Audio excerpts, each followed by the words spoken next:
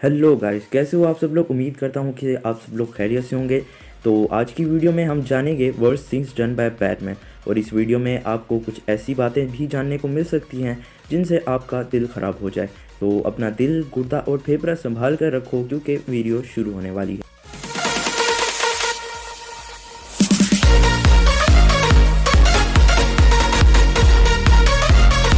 Batman एक बहुत popular super hero है, तो मैंने सोचा अगर मैं बैटमैन तो सब्सक्राइबर ही सब्सक्राइबर होंगे और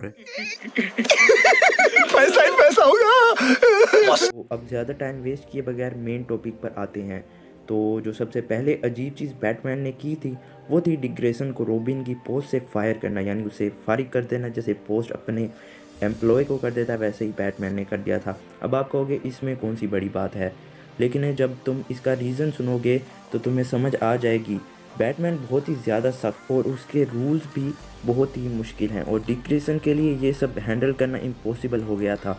और जैसे जैसे वो बड़ा होता जा रहा था वैसे वैसे दूसरों के साथ घुल मिल रहा था। उसने टीन टाइटंस को भी ज्वाइन किया था और यही बात जब बैटमैन को पता चली तो उसने कहा, जो कहा मैं आपको स्क्रीनशॉट दिखा देता हूँ क्योंकि मुझे इतनी इंग्लिश नहीं आती तो समझ ही जाना, ठीक है। और फिर निकाल दिया और फिर डिक ग्रेसन नाइटविंग बन गया, जो कि उससे ज़्यादा मज़ेदार था। मतलब अगर डिक ग्रेसन नाइटविंग नहीं बनता तो मज़ा नहीं आता मेरे ख्याल से। बाकी आपकी अपनी पसंद है।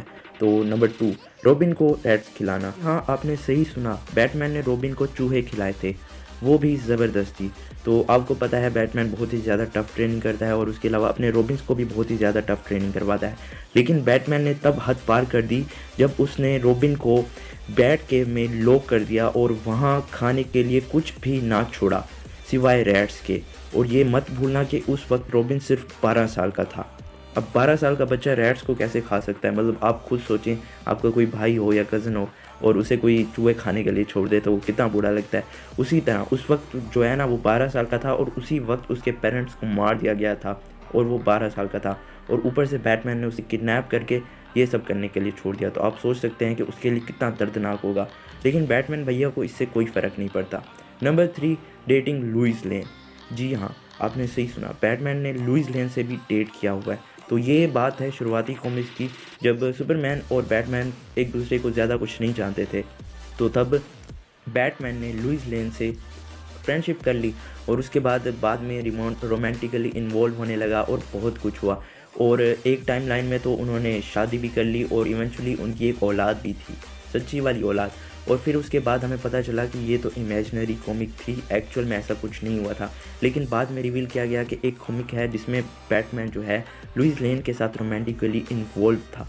लेकिन फिर उसके बाद जब उसकी और सुपरमैन की दोस्ती बनने लगी तो बैटमैन ने लुइस लेन को छोड़ दिया। लेकिन ये एक गलत बात थी क्योंकि ये एक पोटेंशियल था उन दोनों की दोस्ती के दरमियान। Number 4, ignoring Blue Beetle. तो डाउन टू इन्फिनाइट क्राइसिस की स्टोरी टाइमलाइन के दौरान ब्लू बीटल को ओमेक प्रोजेक्ट के बारे में पता चलता है। तो इसी सिलसिले में वो अपने एलाइज से मदद लेने जाता है। लेकिन बैटमैन, जिसे लगता है कि ब्लू बीटल किसी काबिल नहीं है, उसमें कोई काबिलियत नहीं है और वो इस बैटमैन का टाइम डिज़र्व नहीं करता, इसलिए वो ब्लू बीटल को मना कर देता है। जिस वजह से और जो भी उसके एलाइज थे वो उसका मदद नहीं करते। उन्हें लगता है कि वो जो है एक फालतू प्रोजेक्ट पर काम कर रहा है या फालतू इन्फॉर्मेशन कर रहा है क्योंकि बैटमैन ने उसे इग्नोर कर दिया है। तो समझ लो बैटमैन की इतनी इज्जत है, अगर वो किसी को मना भी कर देता है तो वो मना हो जाएगा। तो इस वजह से उसके फ्रेंड्स भी उसे मना कर देते हैं और इवेंट खुद चला जाता है इस पर इन्वेस्टिगेशन करने। लेकिन जैसे ही उसको उसके बारे में पता चल जाता है तो उसका मर्डर हो जाता है। तो इसमें सबसे बड़ा जो ज़िम्मेदार था इस चीज़ का वो था बैटमैन। तो आप सोच ही समझ सकते हो कि ये कितनी बड़ी मिस्टेक थी बैटमैन की और इसी वजह से ब्लू बीटल मारा गया। अगर उस वक्त बैटमैन हाँ कर देता तो इतना बड़ा मसला नहीं होता। और नंबर 5 पर है जस्टिस लीग प्लान्स। तो बैटमैन ने जस्टिस लीग के प्लान बना के रखे हुए हैं क्या, क्योंकि एक तो वो कोर मेंबर है जस्टिस लीग का और उसके अलावा उसके पास कुछ सुपर पावर्स नहीं है।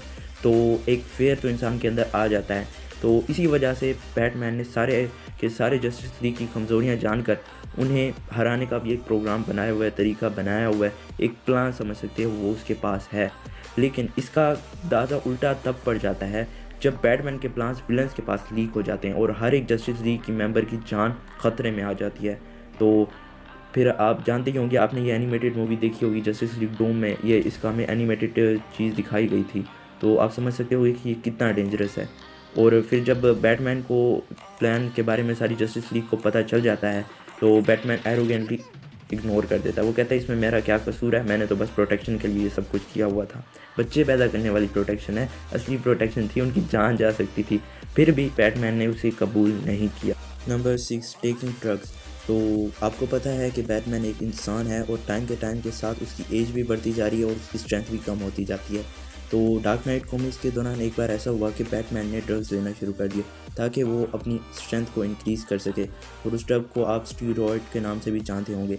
लेकिन एज़ फर्दर उसने ड्रग्स लेना शुरू कर दिया, उसकी पावर्स भी बहुत ज़्यादा बढ़ने लग गई।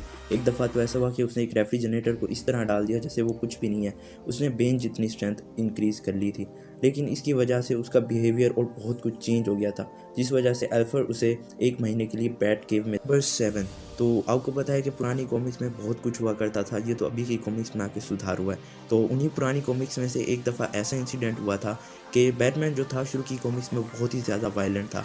तो एक बार बैटमैन को एक कैदी मिलता है, यानी कि एक मुजरिम जो कि चोरी करके या कुछ ऐसा करके डाका वगैरह डाल के जा रहा होता है। तो उस टाइम पे ना बैटमैन अपने सूट से उड़ा करता था। तो वो क्या करता है, अपने सूट से उड़कर उसको ले जाता है, बैट की तरह उड़ता है ना, तो उसके बाद खुद सूट से कूद जाता है और उसको जो है वहीं पे सूट के साथ फांसी लगा है।